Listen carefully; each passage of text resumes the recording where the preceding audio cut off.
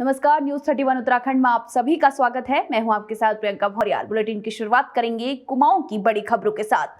कुमाऊं में corona virus की बढ़ती रफ्तार चिंता का कारण बन चुकी है, जिससे हल्द्वानी शहर में अब बच्चे, बुजुर्ग और गर्भवती महिलाओं का स्वास्थ्य खतरे में आ गया है। आपको बता दें, हल्द्वानी के महिला अस्पताल में हर दिन टेस्टिंग की जा रही है, लेकिन बावजूद इसके हाल में 5 संक्रमितों के मिलने से मामला संजीदा बना हुआ है। वहीं सीएमएस डॉक्टर जंगपांगे ने बताया कि इन 5 संक्रमितों का डाटा सीएमओ को भेज दिया गया है।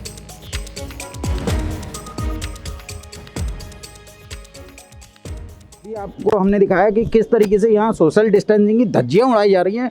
लगातार यहाँ कोरोना पॉजिटिव मिलने के बावजूद यहाँ किसी में भय नाम की कोई चीज़ नहीं है। आप देख सकते हैं किस तरीके से लोग एक दूसरे से चिपक के बात कर रहे हैं, साथ में बैठे हुए हैं और कहीं कोई सोशल डिस्टेंसिंग का कोई नामो निशान यहाँ दूर दूर तक नहीं दिखाई दे रहा है। शायद प्रशासन भी इस ओर ध्यान नहीं दे रहा है और लोगों को उनके हालात पर छोड़ दिया गया है। इस कंडीशन में जहाँ कम्युनिटी स्प्रेड की बात आती है, कम्युनिटी स्प्रेड बनी हुई है, वहाँ ये हाल है। हल्द्वानी का मुख्य महिला चिकित्सालय है जहाँ अधिकतम मात्रा में भीड़ लगी रहती है, लेकिन यहाँ देखने वाला कोई नहीं है, इनकी परवाह करने वाला कोई नहीं है और खुद भी लोगों में इतनी समझदारी नहीं दिखा रहे हैं। कोई भी पेशेंट जो यहाँ आ रहे हैं वो अपने आप में इतनी समझदारी नहीं दिखा रहे हैं कि कम से कम मुझे खुद को बचाव करना है। इन पेशेंट के बारे में मुझे कहना है, वैसे हमारे यहाँ ये रोज़ कोरोना टेस्ट की गर्भवती महिलाओं की जो जांच होती है, तो उस दिन भी हमारे 34 पेशेंट की जांच हुई थी, सैंपल लिए गए थे, तो उसमें से हमारे 5 पॉजिटिव आए थे। 5 में से जो अभी आपने बताया 4 जो थे हमारे अर्बन एरिया के थे और 5वां पेशेंट हमारा ही मोटा हल्दू रूरल एरिया का था। तो उन 5 का हमने जो कॉन्टैक्ट ट्रेसिंग होती है वो सब करवाया आशा के द्वारा। उसकी आशा कौन थी, उसमें कितने परिवार में सदस्य थे, ये सब डिटेल हम लोगों ने एसीएमओ को दे दिया और वो लोग फिर आगे जो टेस्टिंग करवाते हैं परिवार के सदस्यों की, और जो पॉजिटिव केस आया उसको फिर सूचना तिवारी भेज देते हैं। अभी ये कि अभी हमारे यहाँ रोज ही सैम्पलिंग होती है, जैसे अभी बेस हॉस्पिटल से ये पैथोलॉजी की टीम आती है टेस्ट करने के लिए। जैसे अभी आज की तारीख में भी हमारे पास 25 केस हो गए हैं, सैंपल हो गए हैं, जिनकी रिपोर्ट कल शाम तक या कभी एक दिन बाद आती, नहीं तो अधिकतर आजकल आफ्टर 24 आवर आ जा रही है। वहीं नैनीताल हाईकोर्ट ने चिंदानंद मामले में राज्य सरकार से हटाए गए अतिक्रमण का ब्यौरा मांगा है। हाईकोर्ट में सुनवाई के दौरान ऋषिकेश के वीरभद्र में मुनि चिंदानंद द्वारा किए गए अतिक्रमण पर न्यायाधीश ने सख्त रुख अपनाते हुए कहा कि राज्य सरकार के किए गए कामों की रिपोर्ट पेश करें। मामले की अगली सुनवाई 27 जुलाई को होगी। आपको बता दें, हरिद्वार निवासी अर्चना शुक्ला ने जनहित याचिका में कहा था कि ऋषिकेश के वीरपुर खुर्द में मुनि चिंदानंद ने रिजर्व फॉरेस्ट की 35 बीघा भूमि पर अपना कब्जा किया है और वहां पर भवन बनाकर अतिक्रमण किया हुआ है। आज याचिका संख्या 160/2019 श्रीमती अर्चना शुक्ला वर्सेस स्टेट ऑफ मुनि चिदानंद एंड अदर्स सुनवाई के लिए लगी हुई थी, जिसमें श्रीमती अर्चना शुक्ला के पक्ष को मेरे द्वारा काफ़ी अच्छे ढंग से बेंच के समक्ष प्रस्तुत किया गया। बेंच ने पूरा सम एंड सब्सटेंस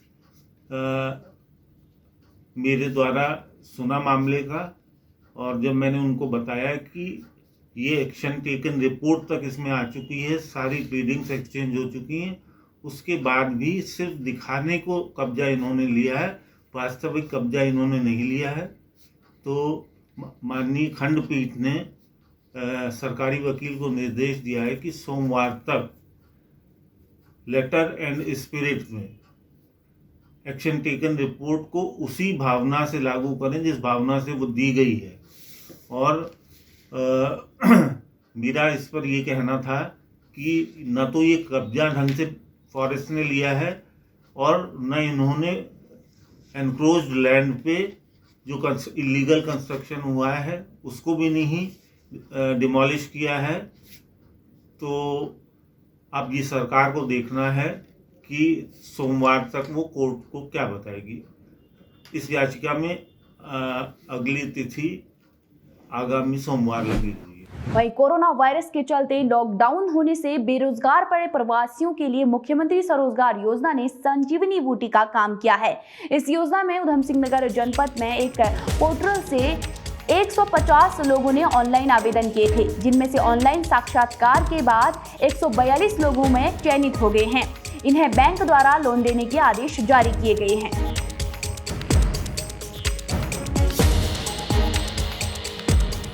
अभी हमारी राज्य सरकार ने मुख्यमंत्री स्वरोजगार योजना लॉन्च करी है, जिसमें हमने अपने जनपद में आवेदन प्राप्त किए थे ऑनलाइन पोर्टल के माध्यम से, जिसमें 150 लोगों ने आवेदन किया और हमने उनका ऑनलाइन ही तरीके से इंटरव्यू भी लिया, उनसे बातचीत करी, जिसमें 142 एप्लीकेशंस हमने स्वीकृत करके बैंक्स को प्रेषित कर दिए हैं आगे प्रोसेस करने के लिए। और बैंक्स को हमने ये कहा है कि आप 1 सप्ताह में इनको प्रोसेस करके लाभार्थियों को जो भी लोन उनका है वो सैंक्शन कर दें।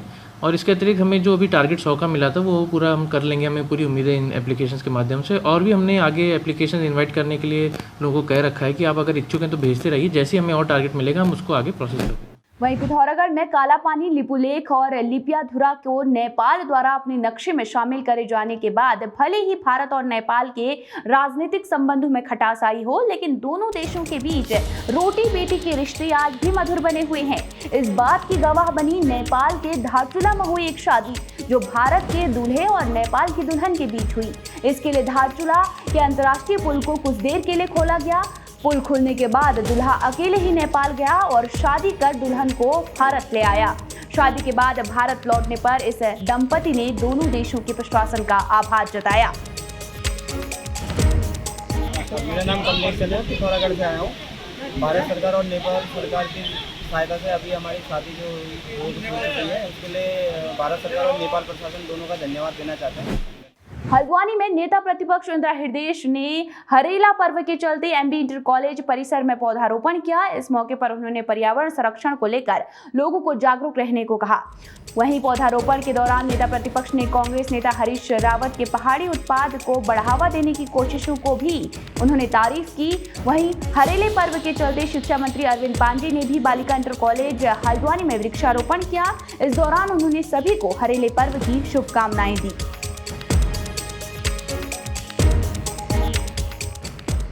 देखो, जब बारिश आती है तो विभागीय लोगों को भी, निजी लोगों को भी, क्योंकि केवल विभागीय वृक्षारोपण से ही हरियाली नहीं आएगी, सबको वृक्षारोपण करना चाहिए। कम से कम एक पौधा अवश्य लगाए। अब एक ये ट्रेंड बनाया जा रहा है कि औषधीय पौधे लगाए जाएं, तो और कुछ नहीं लगा सकते हैं। अपने घर में तुलसी का पेड़ लगा सकते हैं, शुद्ध भी है, पवित्र भी है और इम्यूनिटी की दृष्टि से सबसे अच्छा है। तो इस प्रकार पौधे लगाए जाने चाहिए। कोई आदमी सोचे हम क्यों लगाएं, अरे अपने गमले में ही लगा लीजिए। आप पे फील्ड नहीं है, जगह नहीं है, तो गमले में लगाएं। पौधे लगाने के लिए इसके द्वारा प्रेरित किया जाना चाहिए। और हम सभी का ये दायित्व है कि पर्यावरण की दृष्टि से और स्वास्थ्य की दृष्टि से अपने शहर, अपने नगर, अपने इलाके में पेड़ लगाएं।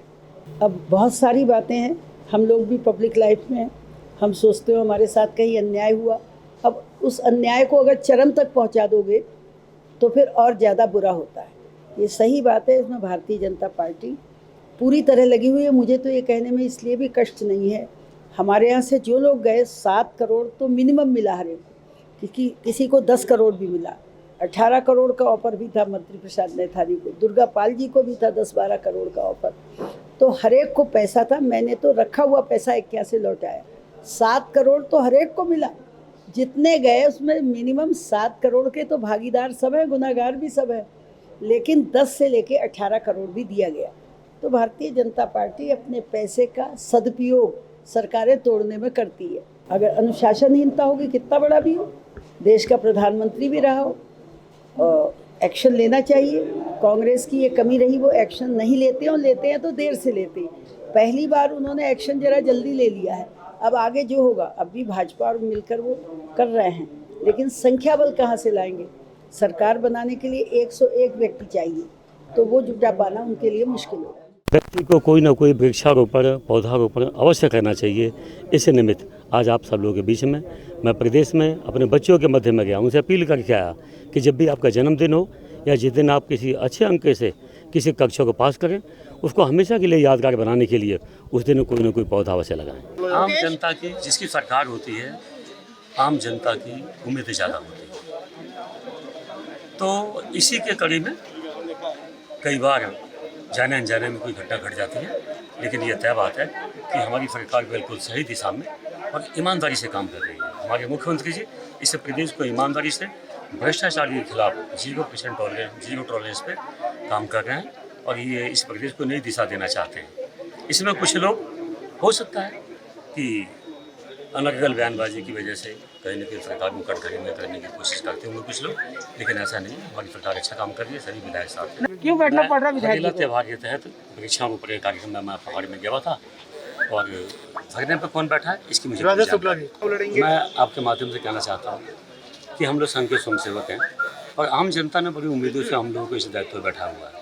इस दायित्व को ईमानदारी से निर्वहन करना, गरीब जनता के बच्चों के लिए शिक्षा का एक सकारात्मक माहौल बनाना, ये मेरा दायित्व है। अगले बार में चुनाव जीते ना जीते, लड़े ना लड़े, ये सब आप लोगों के हाथ में, भगवान के हाथ में, हम इसकी चिंता नहीं करते।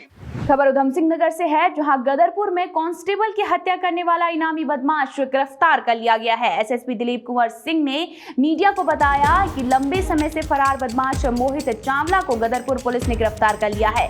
पुलिस के अनुसार गदरपुर के खालसा ढाबे पर यूपी पुलिस के कांस्टेबल मयंक कटारिया की खुलेआम गोली मारकर हत्या कर दी थी। इस हत्या को अंजाम देने में 5 लोग शामिल थे, जिनमें से 4 आरोपियों को पुलिस ने पहले ही गिरफ्तार कर चुका था, जबकि गदरपुर का आरोपी मोहित चावला फरार चल रहा था, जिसको अब पुलिस ने गिरफ्तार कर लिया है। ये 2019 का मामला है। अगस्त में 13 अगस्त को ये घटना घटित थी गदरपुर क्षेत्र में। उसमें 5 लोगों ने एक घटना कारित की थी, 4 लोगों की अरेस्टिंग हो गई थी। एक ये गौरव उर्फ निक्का उर्फ मोहित चावला, ये विभिन्न कारणों से इसकी अरेस्ट नहीं हो पाई थी, इसको स्टे भी मिला था। इसके खिलाफ पुलिस ने 82-83 एनपीटी लेकर के 82-83 कार्रवाई की थी। ये अफसर चल रहा था, 2500 का इनामी था। तो गदरपुर पुलिस ने कल इसकी अरेस्टिंग की है और इसमें एक आखिरी मुलजिम था जिसकी अरेस्टिंग नहीं हो पाई थी, वो हमने अरेस्टिंग कर ली। वहीं पिथौरागढ़ के सीएचसी मुनस्यारी में स्टाफ की तैनाती को लेकर तहसील के जनप्रतिनिधियों ने मुख्यालय में धरना प्रदर्शन किया। आपको बता दें कि मुनस्यारी तहसील में पिछले 2-3 महीने से उपजिलाधिकारी नहीं है, जिसके चलते लोगों को दिक्कतों का सामना करना पड़ रहा है। वहीं प्रदर्शन में पहुंचे लोगों ने समस्याओं का समाधान नहीं होने पर उग्र आंदोलन की चेतावनी दी है। आज हम एसडीएम कार्यालय के सामने जो ज्ञापन देने आए, मुनस्यारी के जो 2 समस्याएं जो वर्तमान समय में चल रहे हैं, जिसमें जो है पहला समस्या हमारा जो है मुनस्यारी तहसील में जो है उपजिला अधिकारी की तैनाती स्थायी नियुक्ति की मांग कर रहे हैं। यहाँ पर बरसात में जो है तमाम गांव हमारे देवी आपदा भारी बारिश से जो है प्रभावित हुए हैं, गांव के लोग परेशान हैं और मुनस्यारी में एसडीएम नहीं है। जो सरकार से हमारी डिमांड है कि जो है एसडीएम मुनस्यारी में वर्तमान समय में स्थायी नियुक्ति होनी चाहिए। और दूसरा जो है तमाम जो है सीमांत तहसील है, चाइना बॉर्डर तिब्बत से सटा हुआ गांव है हमारे, और यहाँ की भौगोलिक परिस्थिति बहुत जो है विकट हैं। इसलिए हम सरकार से अनुरोध करते हैं, निवेदन करते हैं कि शीघ्र से शीघ्र जो है एसडीएम की तैनाती हो। और दूसरी मांग जो हमारी मुनस्यारी में जो हमारे जो 50-60 हज़ार जो लोग जो यहाँ पर भौगोलिक परिस्थिति के अनुसार रहते हैं और यहाँ के गरीब लोग, मध्यम वर्ग के लोग यहाँ पर जो अपना जीवन यापन कर रहे हैं, उनके लिए जो है ठीक ठाक स्वास्थ्य सुविधा होना चाहिए। सामुदायिक स्वास्थ्य केंद्र मुनस्यारी में वर्तमान समय में मात्र जो है 2 डॉक्टरों के हवाले जो है पूरा हॉस्पिटल दिया गया है। यहाँ पर स्टाफ की कमी है, डॉक्टर की कमी है और तमाम जो हमारे जो खुशियों की सवारी जो गरीब लोगों का काम आते थे जो डिलीवरी के दौरान, उसको भी सरकार ने बंद करा दिया गया है। इसलिए हम अनुरोध करते हैं सरकार से कि मुनस्यारी में सीमांत तहसील है, बॉर्डर के नज़दीक रहते हैं, सरकार बॉर्डर करके चिल्ला रही है, चाइना करके चिल्ला रही है। तो सरकार जब बॉर्डर सीमांत तहसील में डॉक्टर नहीं दे सकते हैं, स्टाफ नहीं दे सकते हैं, एसडीएम नहीं दे सकते हैं, तो सरकार किस बात का जो है सीमांत तहसील में हम लोग रह रहे हैं, जबकि जो सीमांत तहसील के जो प्रहरी हैं यहाँ के स्थानीय जनता और यहाँ के जनप्रतिनिधि और सामाजिक कार्यकर्ता हैं। आज हम लोग एसडीएम कार्यालय के बाहर धरना प्रदर्शन कर रहे हैं। इस बात को लेकर हम लोग धरना प्रदर्शन कर रहे हैं कि यहाँ पे अंतिम जून माह से एसडीएम यहाँ पे एसडीएम मुहिम ये तहसील है, स्थायी एसडीएम की तैनाती के सवाल को लेकर और सामुदायिक स्वास्थ्य केंद्र में स्टाफ की नियुक्ति को लेकर हम लोग यहाँ पे आज धरना प्रदर्शन कर रहे हैं। और इस आपदा के पीरियड में, प्राकृतिक आपदा के पीरियड में यहाँ पे एक एसडीएम होना बहुत ज़रूरी है। तो इन मांगों को लेकर आज हम लोग यहाँ पे आपका धरना प्रदर्शन कर रहे हैं। फिलहाल कुमाऊं बुलेटिन में इतना ही। देखते रहिए न्यूज़ 31 उत्तराखंड। नमस्कार।